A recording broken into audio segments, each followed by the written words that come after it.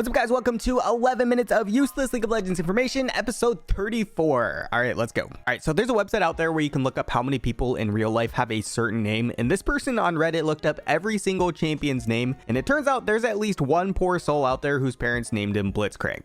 That's rough, buddy. And there's almost no way that this person's name isn't named after the champion. On that note, there's also one Gangplank, one Nidalee, one Singed, one Smolder, one Tryndamere, and one Zillion. These are the rest of the results. You can kind of pause if you want to, and I don't know how accurate the website is, probably not entirely, but nevertheless, someone on this earth probably is named Blitzcrank, and for that, I'm sorry. There's a website out there called Year in LOL, and it basically gives you a rundown on what your personal League of Legends season was like last year in 2023. Basically a Spotify recap for League. This is actually really cool because it gives you a bunch of unique stats like how many minutes you've played, your total KDA, your multi-kills, how much CS you've gotten. It even makes you a custom minigame of higher and lower for which pings you used the most. Some other fun ones are which spell or buttons you pressed the most damage that you did. It also shows how many ARAMs you've played and even how many snowballs you've hit. There's a bunch of other fun stats on here, but it could be fun to just check out and see how your season went. During development, Hwei was called Inkmage, and Kayn, specifically Shadow Kayn, was used as Hwei's placeholder since Kayn's scythe kind of looked like Hwei's brush. In other words, for a while it was just a ranged Kayn running around the map. The new map this year came with a lot of bugs, and one of the best ones was when the Void Grubs used to spawn, it would spawn a bunch of mini Barons instead of the Void Mites, which was kind of cool, but also slightly kind of terrifying. I think a lot of people underestimate how dedicated some of these pro LCK players are. For example, Gen G Paze's mom actually hired a full-time League of Legends tutor for him after he mentioned that he wanted to become a professional League of Legends player. Not only that, but the tutor agreed to visit his home 2 or 3 times a week, and one time he even lived with Paze for an entire month, teaching him day and night on how to get better. Shortly after that training session as well, he received an offer from Gen G, and the rest is history. I'm not saying that the players in the West don't grind to get better, but I think the mindset is just completely different over in Asia. Also, Paze could literally type mom diff in chat and he wouldn't be wrong. This is really random, but this person has spent the last 6 years buying every single champion except one, all for the memes, in a screenshot so he could capture a moo in the shop all by himself. I'd say worth. A few months ago, Jackie Love unlocked the ultimate bragging rights after he triggered Riot's anti-cheat program from playing so well. That's pretty insane.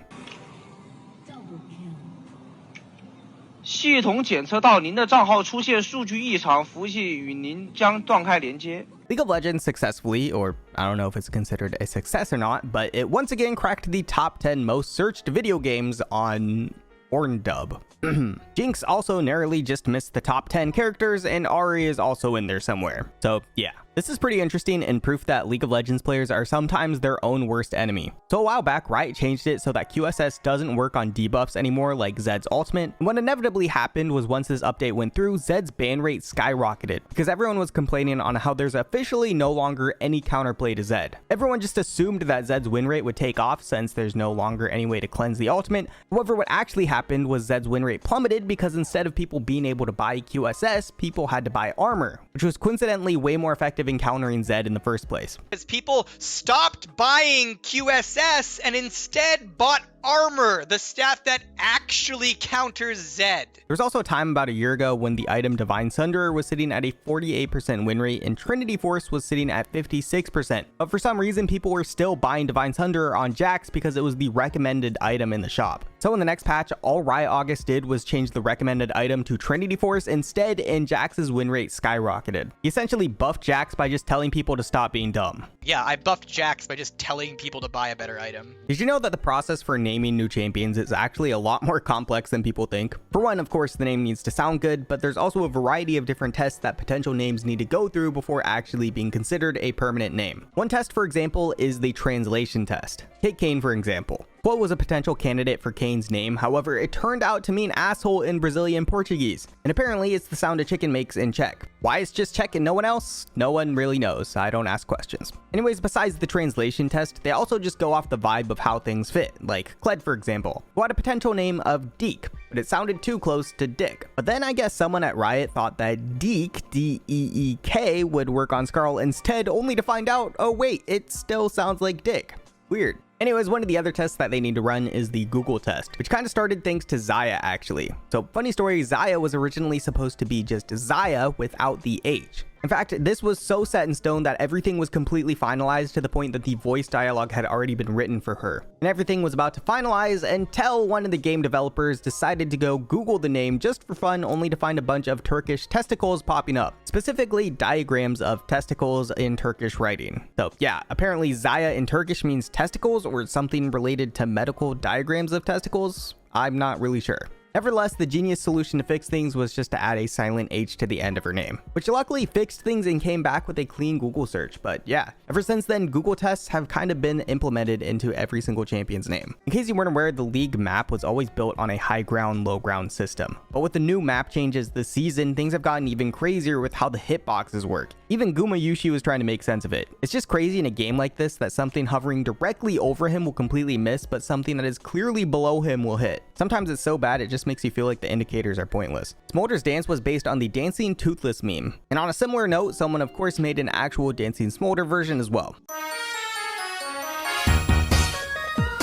Smolder's placeholder model in development was somewhat terrifying. It was basically just a very rough recolored Monarch Kog'Maw. So in case you didn't know, Smolder has a 1% chance of him saying this quote during his taunt. Well, my mom works for Riot, and she's gonna ban you. Which is a fun little Easter egg and originally wasn't even supposed to be in the game. It was actually pitched as a joke and they just decided to keep it in because they thought it was funny. Unfortunately, not too long after, Riot laid off a crazy amount of people and one of them was actually Smolder's designer. So yeah, Smolder's mom probably isn't going to be banning anyone anytime soon after all. Oof. Here's something I never would have thought about, but a month ago someone brought up that Storm Surge's animation was so intense that it triggered some people's epilepsy, which is honestly fair because it's probably one of the more dramatic animations that have been added into the game. Now I'm not 100% sure if this has been changed yet, but Riot did mention that they are looking into it. And if it hasn't already been taken care of, I'm sure that some change will be made soon because Riot is surprisingly good at taking care of these sorts of issues. And you know, it's probably just generally good not to nerf people more who already have impairments. This is somewhat unrelated, but this situation is actually kind of similar to the Corky siren incident that took place years ago. In case you didn't know, whenever Corky used to pick up his package, a siren would play and it was the same siren that was used for a lot of real life situations and emergencies like tsunami warnings, tornado warnings, and in certain places it was even a specific warning used to alert people that their city was under attack, which understandably scared the crap out of a lot of people. So yeah, it was probably a good change.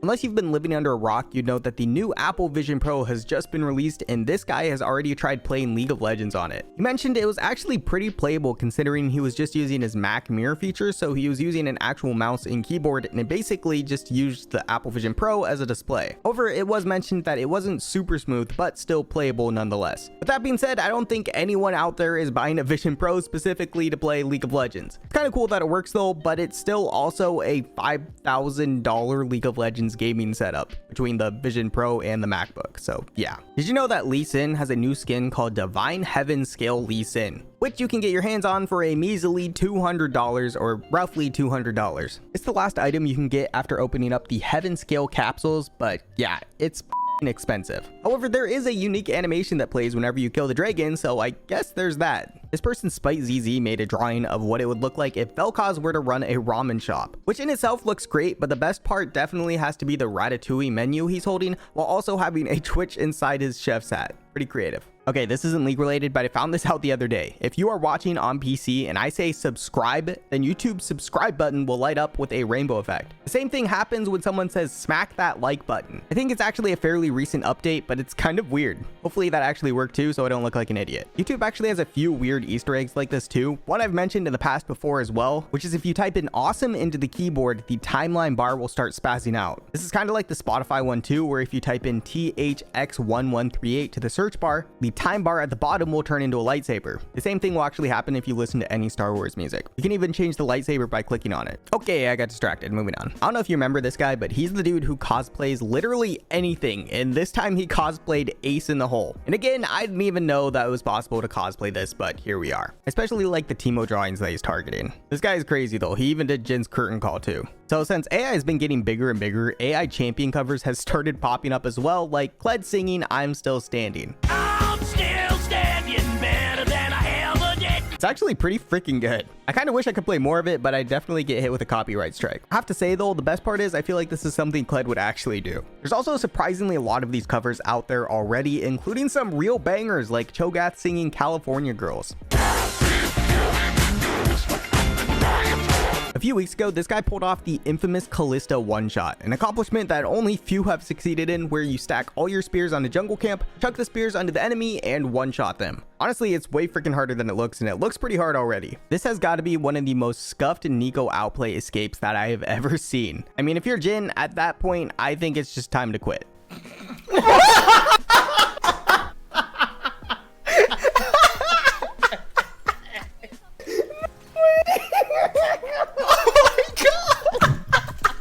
With that being said, not even a second later, I think we actually have a contender for the most scuffed outplay title.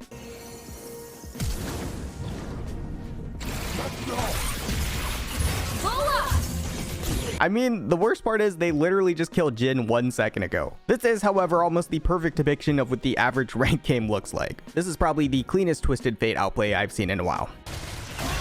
Okay, so with Earth-Out, Briar and Warwick have sometimes become literally unkillable with their healing and abilities to, well, spam abilities. And this is what happens when they fight each other. Now, I'm not going to play all of this because the fight literally went on for 8 minutes and neither of them were able to kill each other. And it would have gone on longer too, but the game ended. But that isn't even the best part. The best part is that there's an aspiring caster out there named Mad Magical who said he would cast anything to help reach his goal of becoming an LCS caster. So he ended up casting the entire 8-minute fight. Briar, 75% herself. Another Jaws of the Beast onto the minion. Here's a Requiem yet again. That's got to be number 6 here. I mean, that's dedication. I'll leave a link to his video in the description, so go check it out and help this dude fulfill his dream of becoming an LCS caster. In patch 14.2, Riot casually confirmed that F is the key Flash officially belongs on. They said they fixed a bug that caused players to be able to flash out of grounded zones they had teleported onto if they were spamming the flash key. And then they said F. Alright, that's it. If you have any info, feel free to send it to outsidejokelol@gmail.com. Thanks for watching, and I will see you next time. A huge shout out to my incredible patrons and supporters. We had Cosplaying, Ryan, Hagel, and a massive shout out to my tier 3 patrons, Stefan and Wolf.